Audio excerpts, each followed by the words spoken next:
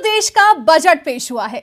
इस बजट का इंतजार हर किसी को रहा था, बिल्कुल वैसे ही जैसे सबको धुरंधर 2 का इंतजार है। लेकिन जैसा आप सबको पता है कि धुरंधर के फर्स्ट पार्ट के डायलॉग्स ने थिएटर्स में आग लगा दी थी, बिल्कुल उसी स्टाइल में आज हम सीए संजय गुप्ता जी से सवाल करेंगे और एकदम आग लगा देंगे। तो सर, स्वागत है आपका सबसे पहले स्टेट मिरर हिंदी पर। सर, मैं सबसे पहले आपसे सवाल करना चाहूंगी कि चांद तक पहुंचना है तो क्या अपना जलवा अमीरों में बिखेरना पड़ेगा? कुछ ऐसी झलक आपको इस बजट में दिखाई दी है, जैसे कि अगर ये बजट पेश हुआ है तो अमेरिका हुआ, यूरोप हुआ, जर्मनी हुआ, ब्रिटेन हुआ, इस बजट के बाद इंडिया जो है वो कितने हक के साथ स्टैंड कर सकता है इन बड़े देशों के सामने? देखिए, बजट के जो शुरू का पोर्शन था उसमें कर्तव्य के ऊपर 7 सेक्टर्स का मैडम हमारी फाइनेंस मिनिस्टर साहिबा ने मेंशन किया है कि जिन सेक्टर्स के अंदर वो मैन्युफैक्चरिंग पे बढ़ावा देना चाह रही हैं। ये बेहद क्रिटिकल सेक्टर हैं, खासतौर पे इसके अंदर रेयर अर्थ का, सेमीकंडक्टर, एआई का पोर्शन जो है, जिसके ऊपर गवर्नमेंट का लगातार फोकस रहा है और ये एक्सचेंज अर्नर्स भी हैं और ये फॉरेन एक्सचेंज को बचाते भी हैं। लेकिन आप ये देखिए कि इन सबके साथ जो उनका एलोकेशन था वो वेरी लो था। जैसे सेमीकंडक्टर्स के लिए, क्रिटिकल रेयर अर्थ के लिए ये कलेक्शन जो है खाली एलोकेशन 40,000 करोड़ का रहा, वो भी 5 साल के लिए। तो कहीं ना कहीं एलोकेशंस जो हैं वो हमारे इस क्रिटिकल सेक्टर्स में कम रहे हैं। लेकिन आत्मनिर्भर भारत का जो मैसेज था वो हमारी फाइनेंस मिनिस्टर साहिबा ने बड़ा लाउड एंड क्लियर देने की कोशिश की है। जहां तक इन बड़े देशों का सवाल है, चाहे वो अमेरिका है, ब्रिटेन है, तो मुझे ऐसा नहीं लगता कि हम उनको कोई भी मैसेज देने में इस बजट के थ्रू कामयाब होंगे। अगर हमें एक रियल मैसेज देना था तो अभी जैसे ईयू की डील हुई है, मदर ऑफ ऑल डील्स जिसे हमारे प्राइम मिनिस्टर साहब ने भी कहा, कि जो ईयू का टैरिफ का हुआ है, 27 कंट्रियों की एक्सेस हमें हिंदुस्तान से मिलने वाली है। तो मैं ये समझता था कि हमारे इस बजट के अंदर उस डील का मेंशन और उसके लिए हमारी कितनी प्रिपेयर्डनेस है और गवर्नमेंट का जो उसमें क्या थिंकिंग है और गवर्नमेंट थॉट प्रोसेस से और ग्राउंड लेवल पे क्या वर्क करना चाहती है, उस डील को एक इन्वेस्टर फ्रेंडली और हिंदुस्तान के जो ट्रेड और कॉमर्स के लिए उनको फ्रेंडली करने के लिए, ताकि ऐसा नहीं है कि आज से आपको जो है एक अनाउंसमेंट हो गई है ईयू टैरिफ की कि जिसके अंदर रिडक्शन मिलना है और कल से आपका माल वहां जाना चालू हो जाएगा। एवरी कंट्री की अपनी रेगुलेशंस हैं, अपने तौर तरीके हैं काम करने के, जो हमारे जो लोकल इंडस्ट्री है उसे सीखना है। एक बजट एलोकेशन इसके ऊपर भी जो है आना चाहिए था, ताकि हम इंडस्ट्रीज को ईयू कंप्लाइंट बना सकें। अब देखिए, यूके के साथ, ओमान के साथ भी जो है टैरिफ डील्स हुई हैं, तो कैसे हम अपनी इंडस्ट्रीज को उनके कंप्लाइंट बनाएं और कैसे हम क्वालिटी कंट्रोल और क्या क्या हमें अपने यहाँ चेंजेस, मैसिव चेंजेस लाने चाहिए कि जिससे हम एक बेटर संदेश दे पाते। शायद इसके अंदर हम मिस कर गए। बिल्कुल, यहाँ पे कहीं ना कुछ चीजें जरूर मिस हुई हैं इस बजट में। लेकिन सर, इस मूवी का एक और डायलॉग है जो लगातार बहुत ज्यादा वायरल हुआ था, जैसे कि मुंह तोड़ने के लिए मुट्ठी बंद करना जरूरी है। क्या बजट में आपको वही मुट्ठी दिखाई दे रही है?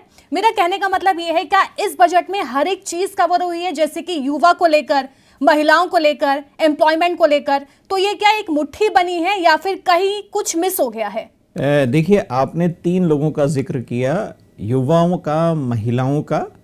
और जहाँ तक महिलाओं का सवाल है, महिलाओं के लिए कोई एज सच सेपरेट अनाउंसमेंट जो है इस बजट के अंदर नहीं आई है।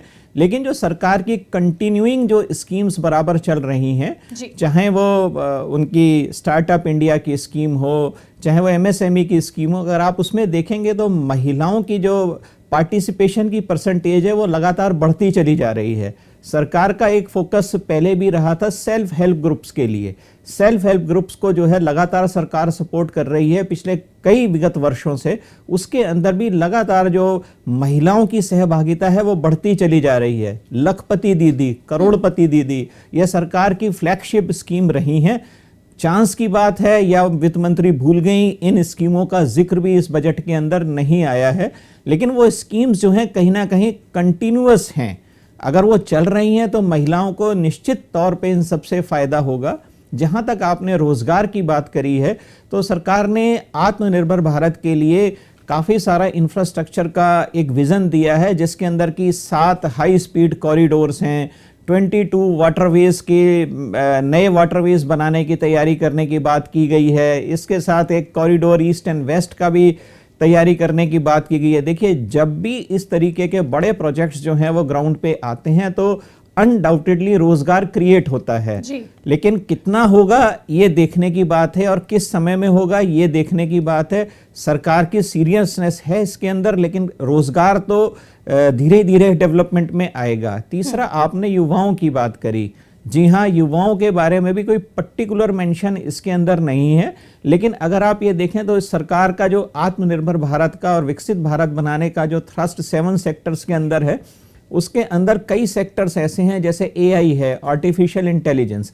इस सेक्टर के अंदर जो हमारी युवा हैं वही इसके अंदर क्वालिफाइड हैं और लगातार इसमें परिश्रम करके वो आगे बढ़ रहे हैं। आप देखो, वर्ल्ड वाइड अगर आप कहीं भी किसी भी बड़ी कंपनियों में जाते हो, चाहे वो गूगल है, माइक्रोसॉफ्ट है, फेसबुक है, उसके अंदर आपको पूरे के पूरे एआई डिपार्टमेंट के अंदर मैक्सिमम इंडियन टेक्नोक्रेट्स जो हैं और इंडियन प्रोफेशनल्स जो है वो मिलेंगे। तो कहीं ना कहीं वो पूरे वर्ल्ड के अंदर एआई क्रिएट कर रहे हैं। अब ज़रूरत है कि उनके एक्सपर्टीज़ को हिंदुस्तान में लाने की, ताकि वो एआई का क्रिएशन हिंदुस्तान में हो सके और जो ब्रेन ड्रेन जो हिंदुस्तान से लगातार होता जा रहा है वो रुके। तो सरकार को बहुत ज़रूरत है एक ऐसे कंसोलिडेटेड एफर्ट करने की कि इन तीनों की, ये तीनों हमारी शक्ति हैं जी। महिला शक्ति, युवा शक्ति और रोजगार। महिला और युवा जो हैं वो लगातार रोजगार और स्वरोजगार की बात करते हैं। अब मैं कहीं ना कहीं उनको जो है ग्राउंड लेवल के ऊपर आके स्कीम्स को इम्प्लीमेंट करना पड़ेगा ताकि इनको एक रियल बेनिफिट मिल सके। आज सरकार अपना विजन लाती है, सरकार बहुत बढ़िया स्कीम्स जो है वो लॉन्च करती है, चाहे वो स्टार्टअप इंडिया हो, एमएसएमई से रिलेटेड हो, लेकिन अगर हम उन्हें ग्राउंड की रियलिटी पे देखते हैं तो ग्राउंड पे इम्प्लीमेंटेशन के अंदर चाहे वो अफसरशाही है, वो कहीं ना कहीं इसे मिस कर जाती है। तो जो रियल बेनिफिट जो सरकार ने सोचा था नीचे फ्लो होना चाहिए, वो कई बार तो कागजों में रह जाता है और कई बार अनस्पेंट रह जाता है। अभी एक रिसेंट मीडिया रिपोर्ट के हिसाब से कि जो पिछले साल की जो सरकार की सब्सिडी स्कीम्स थी उसमें 75,000 करोड़ रुपए अनस्पेंट रह गया। अगर इतनी बड़ी रकम जो है अनस्पेंट रह जाएगी तो उसका जो बेनिफिट सरकार ने या बजट के अंदर एनविसाज किया था उसका एक रियल फायदा जो है नीचे तक नहीं आ पाता। तो सर, अगर मैं पूछूं एकदम सटीक तरीके से, तो क्या ये बजट मुट्ठी बन पाया है या फिर नहीं? मुट्ठी थोड़ी सी खुली रह गई है, मतलब पूरी मुट्ठी नहीं बन पाई है जी। मुट्ठी अगर आप चाहते थे मुक्का बननी थी तो वो इसके अंदर मिसिंग है, कहीं ना कहीं कुछ ना कुछ पॉइंट्स मिसिंग हो गए हैं। सर, अब बात करते हैं जरा खौफ की, यानी डर की। अगर कोई भारत के खिलाफ नींद में भी ना सोचे तो उनके ख्वाब में भी क्या हम नजर आएंगे? यानी मैं इस डायलॉग के जरिए रक्षा बजट को लेकर पूछना चाहती हूं।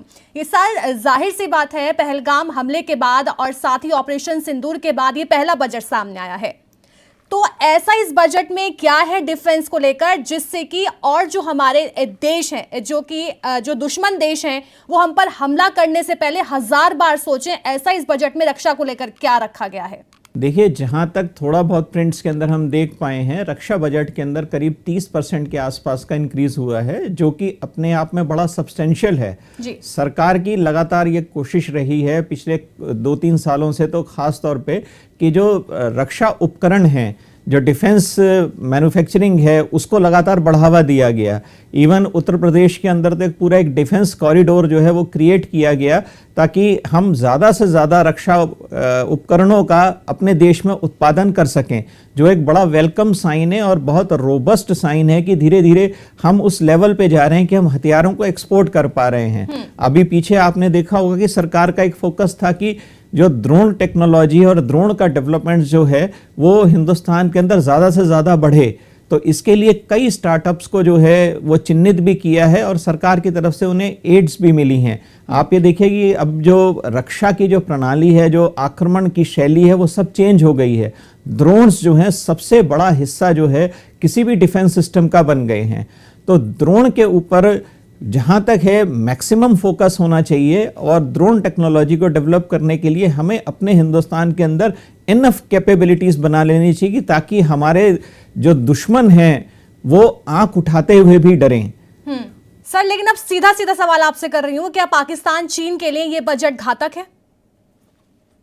देखिए, आप अपने जो निकट के दो लोग हैं जिनसे जनरली आप ये समझते हैं कि वो दुश्मनी है, तो पाकिस्तान तो कहीं हमारे दुश्मनों की लिस्ट में स्टैंड ही नहीं करता है।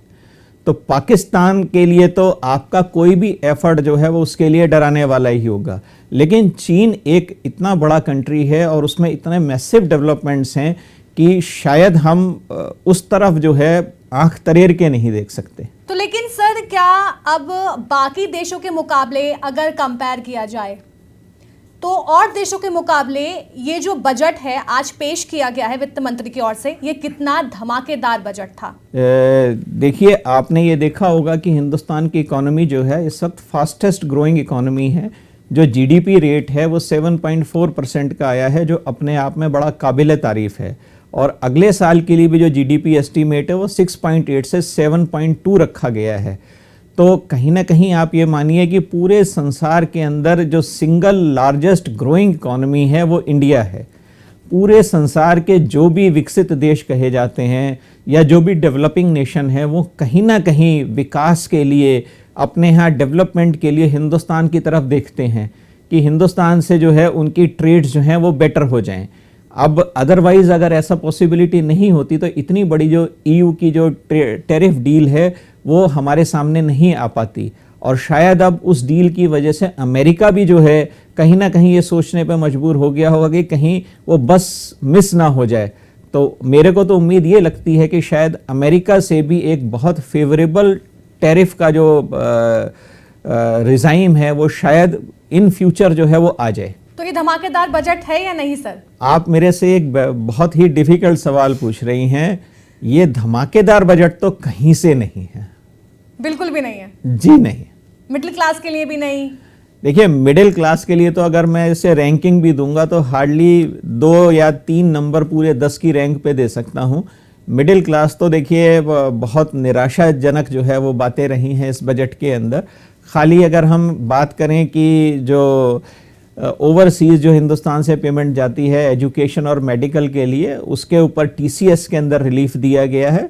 और कुछ रिलीफ जो है जो फॉरेन टूर्स होते हैं उसके ऊपर टीसीएस के अंदर दिया गया है।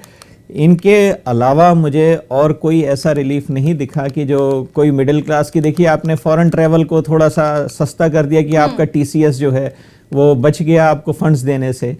और जो एजुकेशन की कॉस्ट थी, जो मेडिकल कॉस्ट थी, वो आपके सामने ही है कि एक साल के अंदर 85 रुपये से लेके आज 92 रुपये के ऊपर डॉलर आ गया है। तो ऑलरेडी आपकी जो कॉस्ट है वो बहुत बढ़ चुकी थी रुपी टर्म्स के अंदर, और ऊपर से आपको 5% से लेके 20% तक का टीसीएस जो है वो कट जाता था। और वो रिटर्न जब आप फाइल करते थे उस वक्त आपकी एडजस्टमेंट होती थी, तो अपने आप में बड़ा दुखदायी था। ये ज़रूर मानता हूँ कि मैं इसकी वजह से स्लाइट रिलीफ जो है उन लोगों को मिल सकता है कि जिनके बच्चे बाहर पढ़ रहे हैं या जिन्हें मेडिकल ट्रीटमेंट के लिए बाहर जाना है। लेकिन अगर आप इस सब को छोड़ देते हैं तो शायद ही कोई डायरेक्ट टैक्सेस के अंदर रिलीफ आया है जो कि मिडिल क्लास को अवेल होगा। सर ये टोटल जो बजट सेशन था आज का, जो कि वित्त मंत्री की ओर से पेश किया गया है, वो टोटल 85 मिनट्स का था। तो क्या ये याद रखने वाला बजट होगा या कोई भूलने की गुस्ताखी करेगा? ये बड़ा फेमस डायलॉग था सर, उसी डायलॉग को मिलाकर मैं आपसे सवाल पूछ रही हूँ। देखिए, ये शायद मेरे ख्याल से पिछले साल का जो बजट था वो 1.5 घंटे तक हमारी मैडम ने कंटिन्यू किया था। और इस बजट के अंदर या तो वो ट्रेन छूट रही थी या क्या उन्हें जल्दी थी कि वो 45 से 50 मिनट के अंदर जो है उन्होंने बजट स्पीच को वाइंड अप कर दिया। मैं भी नहीं समझ पा रहा हूँ, ये तो लग रहा है सब कुछ मिसिंग है इसमें। तो आपके हिसाब से इस बजट में काफ़ी कुछ मिसिंग था, जैसे कि थोड़ी देर पहले आपने बोला कि मिडिल क्लास के लिए इस बजट में कुछ रखा ही नहीं गया। सर एक आखिरी सवाल मैं आपसे पूछना चाह रही हूँ ज़रा डायलॉग स्टाइल में, क्या हिंदुस्तानियों का सबसे बड़ा दुश्मन हिंदुस्तानी ही है? इसका मतलब ये है कि बजट जैसे ही आया वैसे ही विरोधी पार्टियों के बयानबाजी भी सामने आने लगी कि ये बजट खराब बजट है, ऐसा बजट हमने नहीं देखा, चुनावी राज्यों के लिए इस बजट में कुछ था ही नहीं। तो बजट विरोधियों पर आप क्या कहेंगे? देखिए, जो भी विपक्षी पार्टी है उनका हमेशा जो है, आप बढ़िया से बढ़िया बजट लेके आइए, उनको हमेशा उसके अंदर खामियां ही निकालनी होती हैं। और बट नेचुरल भी है, वो इसीलिए बैठे हुए हैं कि ताकि उन खामियों को वो निकाल सकें और सामने रख सकें। सरकार जो है इस वक्त अपने विजन के हिसाब से चली है। उसने एक आत्मनिर्भर भारत का विजन रखा था। उस आत्मनिर्भर भारत के विजन के ऊपर ही उसने 7 सेक्टर्स जो है क्रिटिकल सेक्टर्स को आइडेंटिफाई करके उन्हीं के ऊपर जो है कैपिटलाइजेशन और इंफ्रास्ट्रक्चर स्पेंडिंग। देखिए, पहली बार ऐसा जिक्र हुआ है कि जो कंस्ट्रक्शन इक्विपमेंट्स हैं उनकी मैन्युफैक्चरिंग हिंदुस्तान में करने के लिए एक मैकेनिज्म तैयार किया जा रहा है। आपने डीएमआरसी जो टनलिंग करती है उसमें टीबीएम मशीन का नाम सुना होगा, टनल बोरिंग मशीन। ये मशीन्स जो हैं सारी जर्मनी में और यूरोप के अंदर बनती हैं। पहली बार ऐसा हुआ है कि ये मशीनें की कोशिश बनाने की कोशिश हिंदुस्तान में की जाएगी। जो इसके अलावा जो कंस्ट्रक्शन इक्विपमेंट्स हैं, कहीं ना कहीं सरकार का फोकस था कि जो इंपोर्ट सब्स्टिट्यूशन है उसकी तरफ हम बढ़ें, क्योंकि इंपोर्ट सब्स्टिट्यूशन एक बेटर चांस हो सकता है करेंसी को सेव करने का और देश के अंदर एम्प्लॉयमेंट जनरेट करने का। ये तो एक लेटर स्टेज पे हमें पता लगेगा कि उनके विजन के अंदर इम्प्लीमेंटेशन पार्ट के ऊपर जाते हुए कितना फास्ट इम्प्लीमेंटेशन हो पाया और हम कितना उसके अंदर अचीव कर पाए। देखिए, इस बजट के अंदर 2 शब्द बहुत मायने रखते थे जो कि इकोनॉमिक सर्वे के अंदर आए हुए थे। उसके अंदर एक तो था रेजिलियंस और सेकेंडली था इंडिस्पेंसिबिलिटी। सरकार को इकोनॉमिक सर्वे के अंदर ये कहा गया कि हमें ऐसा सिस्टम तैयार करना है कि कोई भी कंट्री जो हमसे इंपोर्ट कर रही है, यानी जिसको हम एक्सपोर्ट कर रहे हैं, वो हमें इंडिस्पेंसिबल समझे, हमें इररिप्लेसेबल समझे कि हमें रिप्लेस नहीं कर सकते। तभी वो कंट्री जो है आपकी वक़्त कर पाएगी और आपको जो है आपके साथ वो लगातार जुड़ी रहेगी। सेकेंडली, रेजिलियंस के ऊपर बहुत जोर दिया गया कि आप जो है कोई भी चेंजिंग जो सर्कमस्टांसेस आते हैं उसके अंदर इमीडिएटली आप उसे अडेप्ट करें और इमीडिएटली जो है उसको रिएक्ट करके नया सिस्टम को इवॉल्व करें। अब ये इवॉल्व एक स्मॉल बिजनेस तो जल्दी कर लेता है, लेकिन सरकार कैसे इवॉल्व करेगी ये देखना पड़ेगा, क्योंकि सरकारें जो है ना बहुत स्लो रिएक्ट करती हैं। जब तक वो रिएक्ट करती हैं तब तक ऐसा लगता है कि बस निकल गई। बिल्कुल सर, सत्ता पक्ष की ओर से कुछ भी किया जाए वो विपक्ष का नापसंद ही देखा गया है हमेशा से। जो भी सत्ता पक्ष की ओर से किया जाता है विपक्ष हमेशा उसका विरोध करते हुए दिखाई देते हैं। तो ये था हमारा धुरंधर स्टाइल में बजट को लेकर कम समय में ज्यादा जानकारी वाला इंटरव्यू। बहुत बहुत शुक्रिया सर हमारे साथ जुड़ने के लिए।